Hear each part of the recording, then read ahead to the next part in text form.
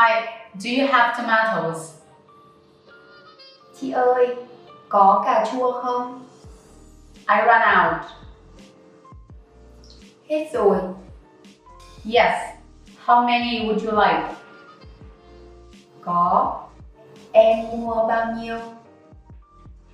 How much is it for 1 kilogram? Cà chua bao nhiêu tiền? 40. 40.000 một cân.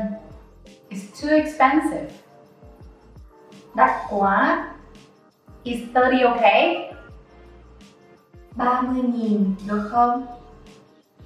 No, it's not okay. Không được. I will take 2 kilograms. Em sẽ mua 2 cân.